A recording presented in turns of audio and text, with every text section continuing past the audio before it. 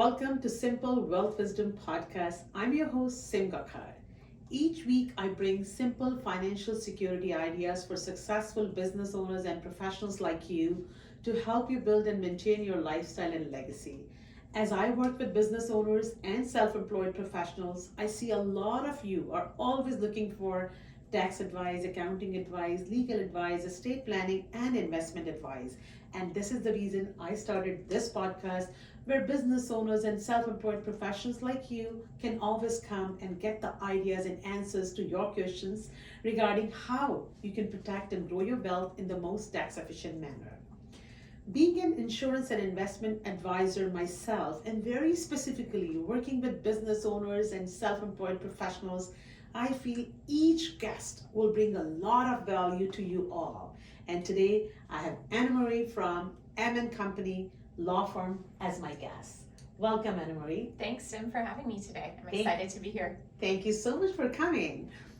Anna Marie started her career in 2002 and she brings over 2 decades of experience with her. She started litigating at a prominent national Bay Street law firm and she was promoted to a senior partner. She has a passion for innovative, out-of-the-box problem solving and not only is able to help her clients as a lawyer, but also as a strategic advisor. She thinks most family law cases do not need to go to the court and they do not need to go through expensive and an unnecessary process. And this thought led her to create a different kind of law firm, leveraging her wealth of knowledge and experience in solving issues without the court. Her big picture thinking allows her clients to move forward in their lives. She specializes in divorces, separation agreements, spousal support, cohabitation agreements, marriage contracts, prenups, postnups, and modern divorce, something that is very common now. I'm so pleased to have her with me today as I come across a lot of clients who I feel would benefit from the knowledge that Anna Marie will share with us today. No one knows tomorrow, but it's good to have a knowledge in place so that you can secure your assets. Welcome, Anna Marie, once again, and thank you so much for joining us today. As I myself deal with self-employed professionals and business owners, most of that's my clients are, there's always a lot of assets and wealth involved personally and corporately. So my questions are going to be around that today. Yes, it's a very hot topic issue. We have a lot of clients who are business owners, entrepreneurs, professionals, and there's a lot of things, frankly, they didn't know about when they got divorced that I'm hoping to share some of this information with your audience today. Very, very good. And you know what? Most people don't have access to knowledge like this, hearing from a lawyer. Because as a lawyer, you have a very busy practice, but you taking this time and sharing this with me and the viewers can watch you direct. Thank you once again for that. We call this a bit of preventative type of information, and so we don't want people coming down the road when they unfortunately are in a very emotionally stressful and they're dealing with a lot of emotional issues to have to consider some of these issues. That it's better that we have these difficult conversations now. Wonderful, wonderful. So my first question is going to be, which is asked by a lot of viewers, and that's the reason I brought this question up. And it is, how can professionals and business owners, self-employed people, how can they protect their net worth when they get married? Something that, as you said, is more preventative, something you can do ahead of time so that you don't get into that situation. So how can they protect their net worth when they get married? So the very first thing I would say is, if you are a professional, a self-employed individual, an entrepreneur, you must get a prenup. There are no exceptions to this rule. Okay. The reality of the situation is a lot of people don't realize that their corporation or their business assets are actually considered a marital asset when it comes to divorce. And so one of the first things that my clients will say is, but wait a minute, I built this business. My spouse really wasn't involved in the business at all. Yeah, for Why sure. would my spouse potentially be entitled to half the value of my business? And the reality is, they are. That's how the law is. And so what every business owner needs is a properly drafted legal document, a prenup, which outlines that in the unlikely event of divorce, this business isn't going to be divided. So we're not going to need to share the value of the business, Mhm. or we might share the value of the business, but it's not going to be on a 50% basis. Perhaps it's 10% of the business. We come up with a different formula Mhm. that is reflective of the value of the business, Yeah. but something that's also fair to both parties, because most of the time it really isn't fair that you have to share half the value of your business with your spouse.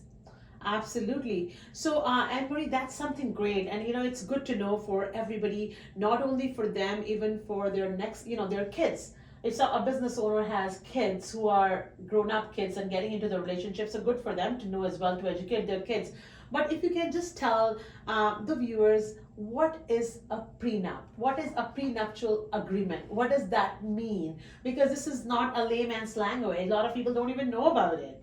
Right. So if you just want to just say a little bit about that. Sure. And it's not very romantic to talk about this, but the idea is it's a legal contract. Yeah. And it's a contract where the couple sits down before they get married, or it can actually happen after you get married. So I think that's a really important tip as well. Mhm. A lot of clients think, well, wait a minute, I got married and I don't have this agreement. What do I do? Well, we can actually do what we call a post-nup agreement. So this Okay. agreement can be done either before or after you get married.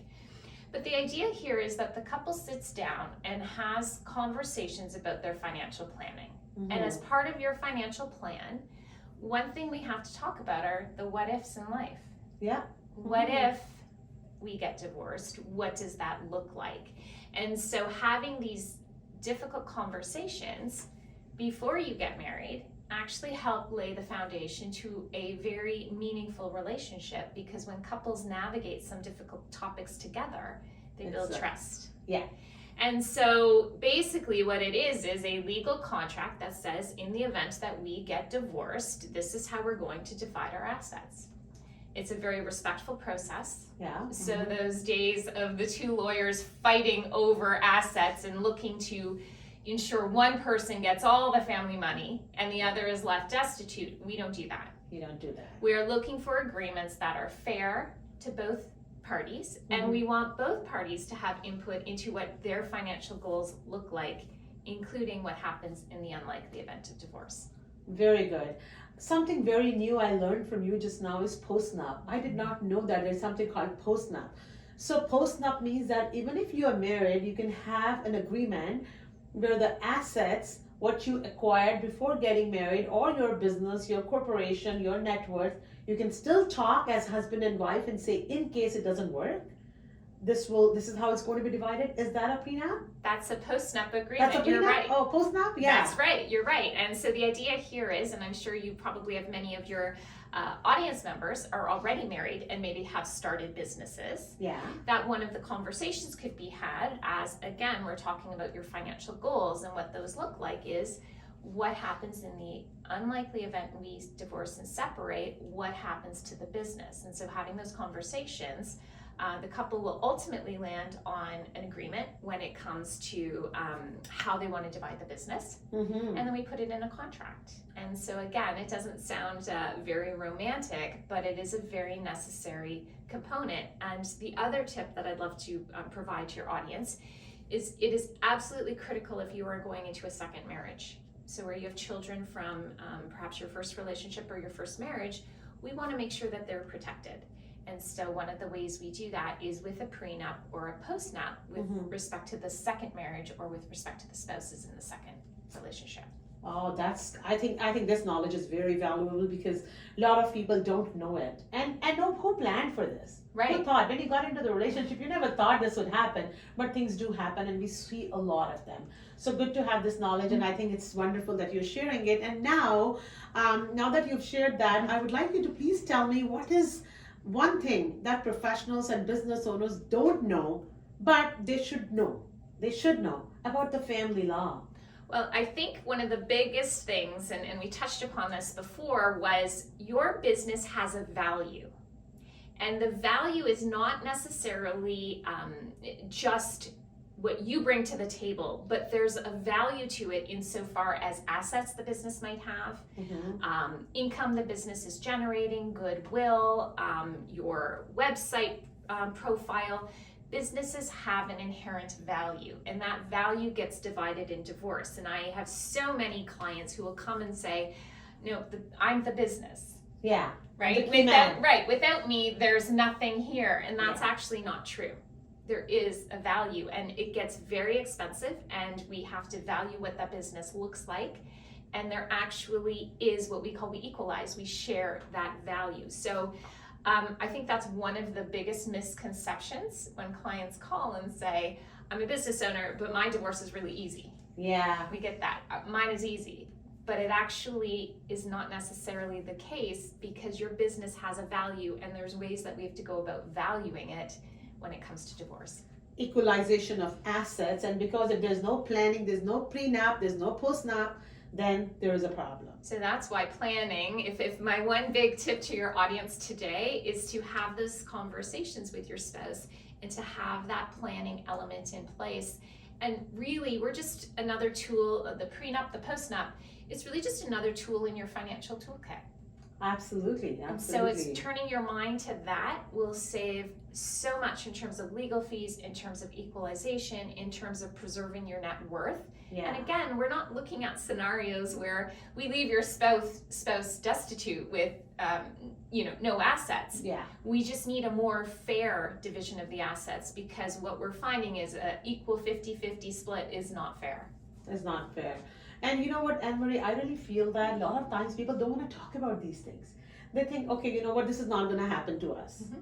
And these conversations should be talked, because as an insurance advisor dealing with business owners and professionals, I see them all the time, and I see those things happening. So this is something, that's the reason I thought you would be a great person to come and speak to them. And thank you for sharing this knowledge. And now, how do they protect their net worth when they move in with a partner? Well, moving in with a partner, getting married is a separate thing, moving in is a separate thing, girlfriend-boyfriend relationship is a separate thing. So I want you to tell everyone, how should they protect themselves in any case? Well, it's such an interesting concept, because you'd be surprised how many of my clients think, well, I'm not getting married, I'm just moving in with this individual, I'm protected. Yeah. And the answer is you might not be. And this is scary, because in a lot of situations, even if you're not married, the person you're living with in some situations can still have an interest in your house. Mm-hmm. So if you own a house and the title is in your own name and that person moves into your house, they still could have an interest in your property. You still would have to pay them out in the event that the two of you break up. I have a question before we move on. Is there a time frame that they should be living with you together to have that share, or even if somebody lives for a week? In general, it's 3 years. Okay, 3 years. But here's another tip I'm going to give you. I have many clients who say, well, I've been living with my new girlfriend or boyfriend or significant other, and I know it's a 3-year time frame, so I'm going to wait until 2 years, 2.5 years to bring this up. Mm-hmm. Right. But the problem is you've been living together for 2.5 years. Yeah. This person now doesn't really want to sign an agreement, thinks, why do I need to sign anything? Our relationship's in a great spot. How are you going to get them to sign this agreement at year 2.5? And so what most clients do is they don't want to upset the apple cart. Mm-hmm. The relationship's going well. Yeah. So they do the absolute worst thing you could do, which is do nothing. And so what happens is they ultimately find themselves in a situation where they have to now, and in many situations, they've already been divorced and they've already made the payout once. They're now making a payout again. Oh. And once lawyers get involved, legal fees become an issue. It becomes very stressful. And so ultimately, again, they're taking a significant hit to their net worth. And this is something we're trying to avoid. So that's one component when it comes to the house. Businesses potentially can also be up for, shall I say, grabs to some extent, even if you're cohabitating with a person. So there can sometimes be claims that your non-spouse, shall I say, could make towards your business, depending on your situation. And then the third component is there can be spousal support claims. So a lot of people don't realize that. Just by living in with somebody? Yes. Oh. And those can be long-term claims. They can drastically impact your net worth and income, because imagine a monthly amount going to your ex-partner for years, plural. Yeah. Think of the hit that's going to be on your net worth.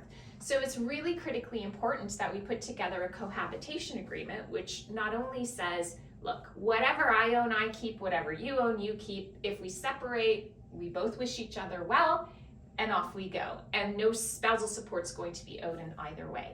But you have to get those agreements signed practically when you're having that conversation of moving in together. The clients who are most at risk are the ones where there's a significant discrepancy in each other's net worth. Net worth, yes. So I'm not overly concerned when I have clients coming to me and their significant other is making similar income, or they both have assets. Those are a little less risky. It's still, obviously, you want to put these agreements in writing too, because clarity is so important. But the clients who are in the most trouble and the ones who should be losing sleep at night are the ones where there's a significant discrepancy in the net worth, where one person doesn't have many assets and the other has a significant net worth, or there's a big discrepancy in income. It's mandatory. I can't stress this enough. Yeah. It has to be done. It has to be done. And just to ask you one more question on the same thing. So even for the business, there is a 3 years period that they can, after that they can ask for it, or Yes. spousal support, or even after living 1 year together, 2 years together, they can still do that. Just talking generally is 3 years. Okay, Generally it's 3 years, but Okay. again, we want to be mindful of people generally don't just break up at year 3. Yeah. We want to have these conversations early on, so we're not springing this on our significant other absolutely later in the day. And now the question goes for divorce. When a person is going through the divorce, what is one tip you want to share with everyone that will make the biggest impact? So for me, the biggest tip I can give my clients is to really treat your negotiations, your discussions as a business deal. Because when you take things personally, and when emotion comes into your decision-making process, that's where things go sideways. That's what things go, emotions. You lose your objectivity. And I recognize, I went through it myself. I remember so clearly the stress, the emotional impact. It was very difficult to make financial decisions about your future when you're sitting in that sort of emotional turmoil. But you have to do it. It is the single number one thing that will save you the most amount of money, that will protect your wellness and protect your mental health. And even if your spouse is not able to do it, which a lot of times they're not, it is still imperative that you continue marching forward. This is a business deal. What does that look like? What am I willing to walk away from to get this deal done? To treat it as though this is a business interaction. So business deal means, just elaborate a little bit. Why Sure. would you call it a business deal? Because when we're talking about divorce, we're talking about dividing the money. For the most part. Let's, for a minute, assume that the children are taken care of and the couple is able to figure out a parenting plan, or there are no children. It comes down to the money. How are we going to divide up the money, the assets, and what does potentially ongoing support look like? Ultimately, there's usually a range in terms of where property settlements land. And so when I talk about treating it as a business deal, we just want to make sure that you're staying focused on the numbers as numbers, that we're not putting emotion behind the numbers, which is very difficult to do. Because for a lot of people, a house is not just a business deal. It's not just money. It's a home that you've put your blood, sweat, and tears into. Absolutely. But you have to detach, or you're not going to be able to make those objective decisions, which are so important for you to move forward. That's something very nice, something very good. I think something that most people should know it, but you know what, these talks, I don't know, that's the way we all grew up or something. People don't want to talk about these things, and at that particular time, considering this as a business deal, it's something that they should be prepared for it. So thank you for sharing that. I think a lot of people will appreciate this kind of knowledge coming from a lawyer, a Bay Street lawyer. And a person who's been through divorce herself, who had to do that. And I'm going to tell you, it wasn't easy. It wasn't even easy for me to stay focused on keeping it business only because I was dealing with heartbreak. And you know, when you're combining love and money and heartbreak all together, it can become quite a mixing pot. Absolutely, absolutely. And so, what do you think is the biggest mistake business owners, entrepreneurs, they make when they're getting into a relationship? Well, I think it's not having these conversations with their spouse. I think that's, or partner or significant other. If you think there's a long-term future with this person, I think it's really important to be on the same page when it comes to the money. I can tell you firsthand, watching couples in the prenup process, the ones who have open and honest conversations about money, about their goals about money, spending habits are always a really hot topic. Really, the couples who are rowing in the same direction, shall I say, when it comes to money, seem to be set up for a more successful, fulfilling relationship. The ones who we call them, they put their heads in the sand. They don't want to talk about the money. They don't want to talk about the future. They just want to enjoy the amazing feeling of it being in a relationship. Those are the ones who are in the most trouble, because ultimately down the road, these decisions have to be made. Unfortunately, this is part of life. It's part of being an adult. We have to pay taxes. We have to do all of these things. We're just another component of that. And I can't stress enough, doing nothing is the worst thing you can do. And one thing that I'll often coach clients on is, how do you have these conversations? How do you even bring this up? Shall I start with what you don't want to do? What you don't want to do is start by having this conversation saying, I need a prenup. I think you're going to take all my money, so I need a prenup. We don't want to have the conversation like that, because that's obviously going to put the person on the defensive. You're not building the relationship, then you're breaking it right from the beginning. Right from the beginning. But instead, you want to start by having some conversations about your money goals. And to explain, this is why I want the prenup. So something along the lines of, these are some examples of clients of mine. A grandfather left a very large inheritance that my client wanted to protect for a number of reasons, because he wanted to build a cottage that would be a legacy cottage for his children, for their children, things like that. When you give the whys behind it, it really helps the other person understand why you want to have the prenup. And the other thing you really want to stress is that this is about being fair. It's fair to you, it's fair to me. I'm not looking to come after all your money. I'm not a gold digger. On the other hand, right, I don't want to be left destitute. So can we find a happy medium that's going to make sense for us? Because I'm going to tell you, most people will say to me, the law is fair, we divide everything 50-50, off we go in divorce. It is not fair. It is not necessarily 50-50. I have many clients who are paying well more than 50% after divorce. And that's why it's critical to have these conversations and critical to have these agreements. Wow. That's something, a lot of knowledge for me. I'm sure a lot of knowledge for everyone. This was a very good episode. Looks like we need to know more and more from you.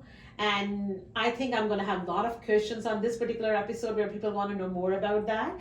But I would like to thank you, Anne-Marie, for coming here. Thank you so much. This has been very, very informative and helpful, not only for my audience, for me as well, because I've learned a lot of things today as well. If someone wants to connect with you directly, how can they do that? Because I'm sure that a lot of people would like to talk to you. What do you think is the best way to connect with you? Sure, you can go right to our website, which is mlawgroup.ca, and you can get all sorts of information. We have a lot of articles, things I've written about on these topics, and of course I'm always happy to answer questions. So we can set up a call with me, and I can help clients with very specific issues and really develop a plan forward. And of course, I can always connect them with you. Absolutely. They can always connect with me as well. And that was another episode of the Simple Wealth Wisdom podcast. Please let us know in the comments what you like the most about this podcast, and if there is anything else you want to see or ask, and I'll make sure to bring that to you in our future podcast. Watch for us again another week. Until then, thank you. Stay safe. I'm Sim Gakhar. Wonderful.